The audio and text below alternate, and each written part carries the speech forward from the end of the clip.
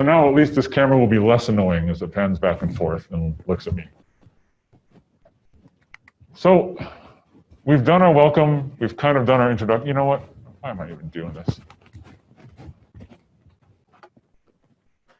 Go away.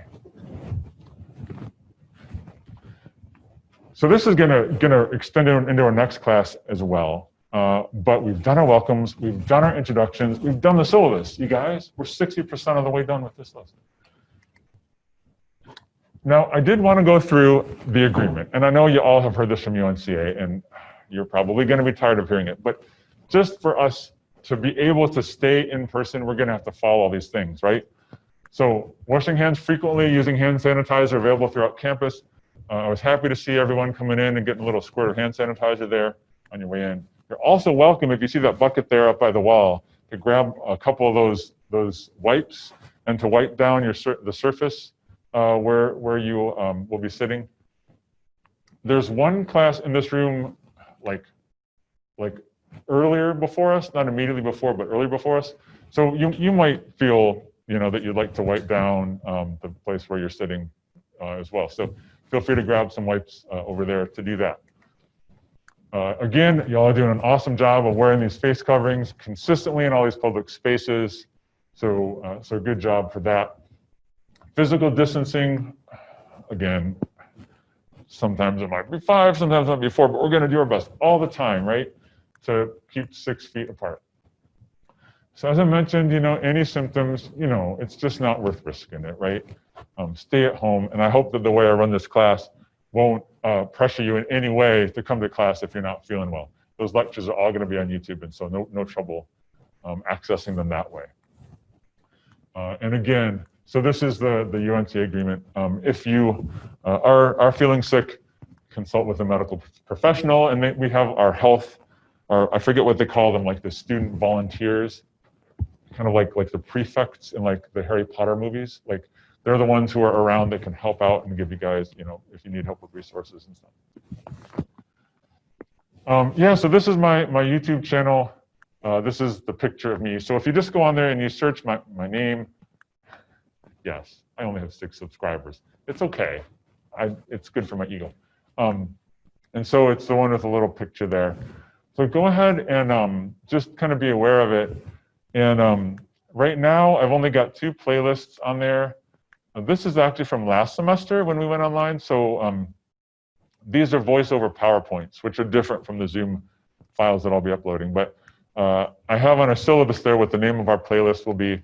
And I'll start a new one for this semester with our lectures. So, if you're sitting around, this way you can use your time on YouTube constructively, right? As opposed to destructively. No, that's not what I want to say. So I think it's been interesting, again, looking at COVID-19 as a chance for us to learn things that we wouldn't have learned before. That extends to our relationship with the environment. And so, what has this taught us? It's taught us a couple things. So for instance, we look at air pollution and what's happened since the pandemic. And this is a look at concentration of density of nitrous oxide, which is one of the byproducts of combusting fossil fuels, particularly octane. And so this is an image showing concentrations in the atmosphere over China. Of course, this is Wuhan, where the pandemic began. Gosh, that sounds like forever ago, right? You just heard about something going on in Wuhan. And so this was in January 2020. And then after the lockdown went into effect in that area, a lot less air pollution. So I don't know, that kind of shows me that hey, we can stop polluting pretty quickly, right? This is pretty dramatic, but that had an impact on the environment. But it's also interesting to look at the piece of how the environment affects our health.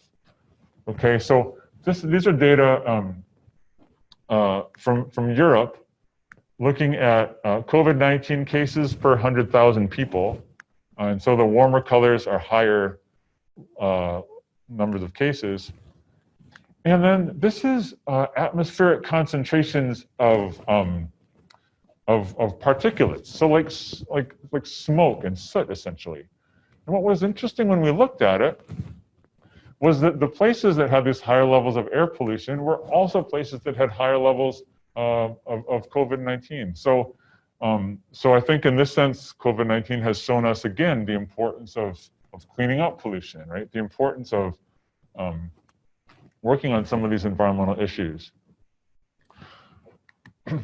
Similarly, you know, the environmental science as a field really began in response to injustice, right? It was environmentalism. It was things like Love Canal, where people were getting sick because they were exposed to polluted groundwater.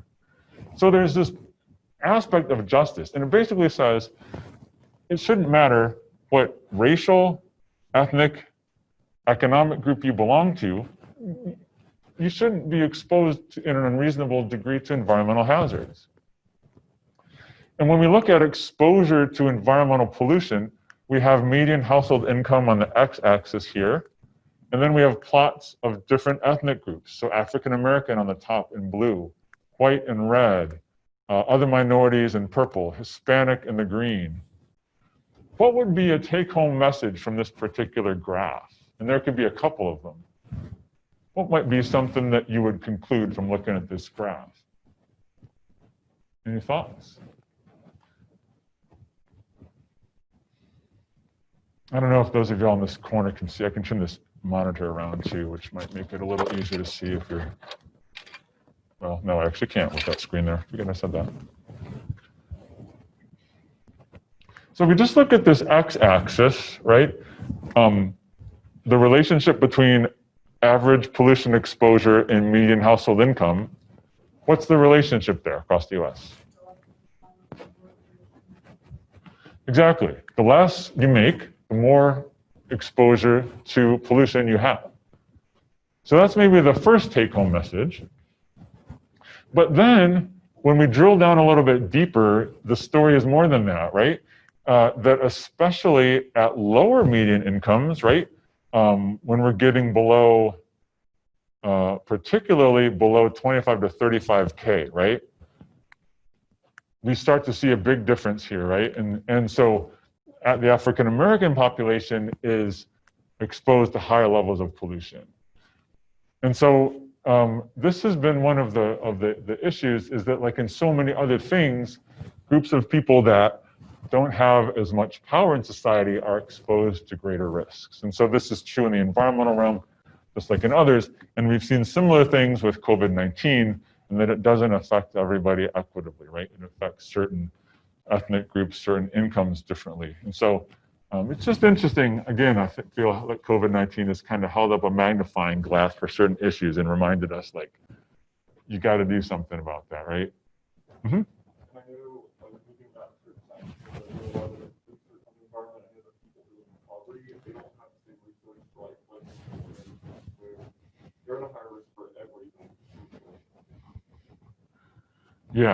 Yeah, absolutely. So issues of equity are important in the environment like they are everywhere else, and they're things that we have to keep in mind. All right. So you saw on your schedule, you're taking a course, Intro to Environmental Science. And you thought to yourself, I wonder what I'm going to be studying in that course. What were some of the things that came to mind? What did you think you'd be studying? Air pollution, climate change. Yes. What else? Ecosystems,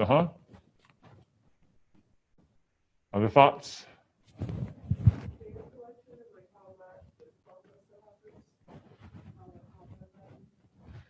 Data collection, yeah, I'll tell you. And we'll do some of that in this class. Not as much as in upper level classes, but we'll definitely go into that, yeah. Absolutely. Everything y'all said, we are most definitely going to study. Any other thoughts? Were you going to share something? Or anything else? Sorry, 3 hands went up simultaneously, yeah. Sustainability, absolutely. If we talk about the idea that we get everything that we need from the earth, like, how are we going to continue to be able to do that, right? Absolutely. Environmental ethics. That we'll talk about that early on in class and like touch on it in different contexts as well. Pollution, absolutely. We've already talked about some of these, right? All right, so the way your book defines the environment in a few different ways. So first of all, it's all of the things with which we interact. All the things around us with which we interact. That's our environment. So you, of course, you all talked about different themes along that, but the environment is everything with which we interact. Any thoughts? What comes to mind about the things that we interact with? Weather? Spoken like a true atmospheric scientist. Yeah, weather, absolutely. Yeah. I had a student in my internship class over the summer who was out on the eastern coast of North Carolina, and assignments got interrupted with the weather out there for sure. Resources, absolutely.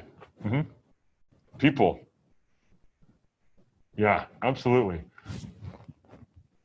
So we can look at this a few different ways. So all the living things. So absolutely, people are a special case of living things for sure. So all of us, right? The fact that we're all 6 feet apart from each other feels a little differently because usually our environment is different from that. And we can break it down into living and non-living things. This desk, right? This desk is part of your environment. What about the air that you're breathing, right? Is that part of your environment? You know, how different does it feel in this classroom as opposed to outside? These masks are part of our environment, right? These are all things that we're interacting with. And, you know, I don't know this is so much the case now, but it used to be that when people thought of environmental science, they thought of the woods, right? Go out in the woods, maybe go out to Bent Creek, Pisgah National Forest, all those kinds of things. Does anybody have any idea what percentage of time Americans on average spend indoors as opposed to outdoors? What percentage of our time on average? This may not be you, but on average, how much time people spend outdoors or indoors? 80%? How many people think, okay, I'm gonna pin you down here. You either have to say higher or lower than 80%, okay? How many of you think on average Americans spend less than 80% of their time indoors? How many hope they spend less than 80% of their time indoors? Okay, so how many of you think that Americans spend more than 80% of their time indoors? A few more hands. In fact, you're correct. The last study I saw was about 90% on average of our time we spend indoors. So when we're talking about the environment, like, yeah, it's great to talk about the national forest and rivers and all this, but, you know, we got to talk about, like, what's this space like for us, right? What's our air like inside as much as, you know, what the pollution is like outside. Maybe not surprisingly, concentrations of all sorts of pollutants are higher indoors than outdoors. And you may or may not be able to read this, but actually you can in here. For some reason, it was hard to see on the other monitor. This is another big part of our environment, right? Our social relationships and institutions. A lot of what y'all mentioned about things that you learned through COVID relate to those social relationships. What are some of the institutions that are part of your environment here at UNCA? What kind of things come to mind? Okay, education. So yeah, I guess, so like an institution might be like, I don't know, like maybe our different offices, like our registrar or those sorts of, yeah, I guess I needed to define institution. Cafeteria, yeah. Say that again? Residence halls, absolutely. Yeah, what's life like in the residence halls right now? I'm sure that's a whole other story, but I mean, people have roommates, right, I assume? And do you social distance with roommates at all? Those are just people that you assume, like you're just kind of in it together sort of thing? Yeah, gotta do that. All right. Cool. Is there a clock in this room? So, 12:06. Okay, so we've got like 10 more minutes. All right, cool. All right, so when I was an undergraduate student, there was no environmental science degree. Like, it didn't exist. So my undergraduate degree is in biology. So environmental science came along as a field because we saw problems, and we realized we had to solve them. So it's a couple different things. It's, first of all, trying to figure out how the natural world works. We need oxygen. How does it get provided by the ecosystem, right? We need clean water. How does the ecosystem provide that? So we're studying how the natural world works. And then the other part is a relationship between the environment and humans. You know, I think that in some ways environmental science came along as a field because we saw that its ability to support us, that the environment's ability to support us was being compromised to a certain extent. And we saw other species going extinct and we thought, well, you know, that can't be a good thing if other species that are reliant on this environment aren't there anymore. It can't be good for us. So it's also the study of like how our environment affects us and then vice versa, you know, how we impact the environment. I see a couple folks still writing, so I'll pause. I just get so excited sometimes and I get going too fast. But the good news is now I can just say, you can log on to YouTube and check it out. No, I won't do that. I won't do that. I'll move at a reasonable pace.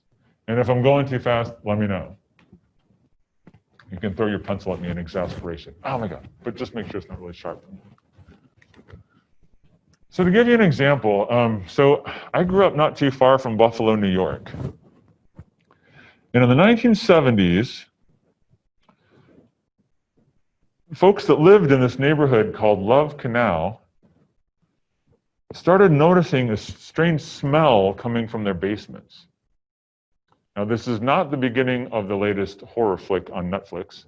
What was happening was that there were toxic chemicals bubbling up out of the ground into their basements. Well, it turns out that there was a company back in the 1950s that produced and sold industrial chemicals. And they stored their waste in these giant metal drums, and they buried them in an old canal. The canal is kind of a funny story. There was this dude who thought, you know what? If I build a canal between the upper and lower Niagara River around Niagara Falls, it could be amazing to produce hydroelectric energy. It didn't work. They dug like a mile of it and it was done.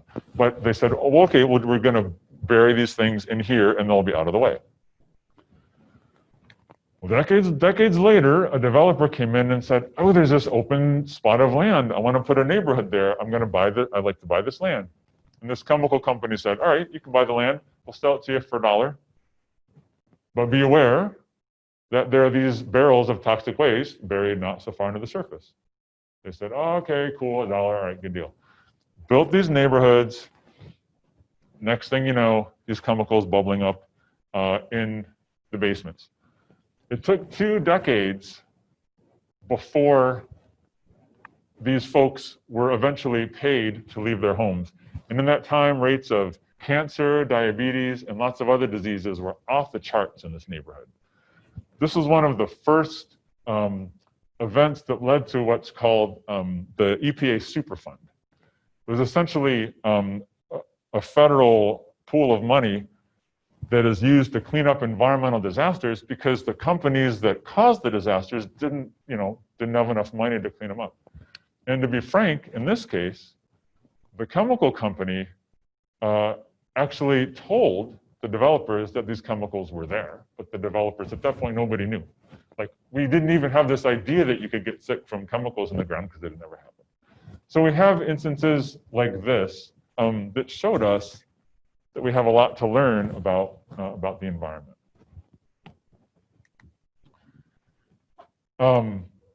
So if we turn on the lights, a stream of electrons comes down these wires, powers these amazing inventions.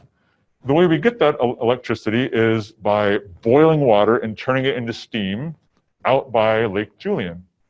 The way we turn it into steam is from burning coal. And the place where we get those the coal from is under the ground. And about half of the coal that we burn I need to rewind here, folks, because that plant is now transitioning to natural gas. But up until a couple of years ago, all of the coal that was burned, about half of it was mined by what's called mountaintop removal.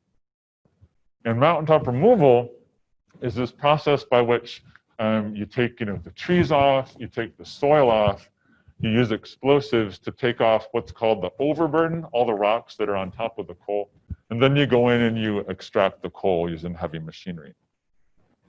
It's an incredibly dramatic change to the landscape, and up to now, an area about the size of Delaware has been turned from forest like this into something that looks like this. So, that's a pretty big change to the environment. We talked a little bit about environmental justice already, but just to circle back on it, the Sierra Club, which has a very complicated history with diversity and inclusion, and we'll talk more about that later, they laid out this notion that no community should bear disproportionate risks of harm because of their demographic characteristic or economic condition. So these are kind of the roots of the environmental field, environmental science as a field.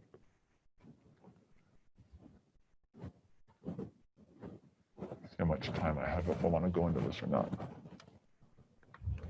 Yeah, we'll just touch on this. So why do we do it?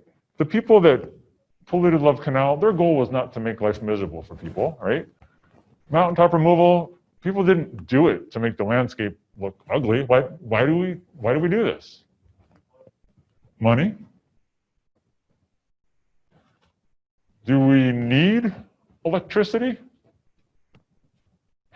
Complicated question, right? Certainly the way our society is set up right now, we need electricity, right? So we need to get certain things from the environment, right?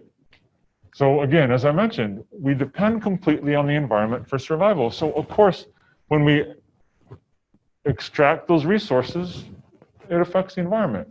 When we store our waste, it affects the environment.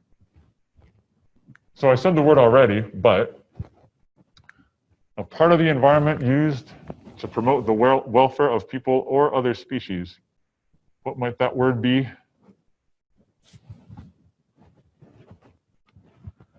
Perhaps you could think back to the source of that word and rethink it. Sorry, I'm being stupid. The first of many times. So a resource is a part of the environment that we use to promote the welfare of people or other species. So in the process of extracting these resources, there are these negative impacts on the environment. And then at what we might call the downstream end, storage of waste and pollution also has these negative impacts. So what we want to be thinking about in this class, every society pollutes.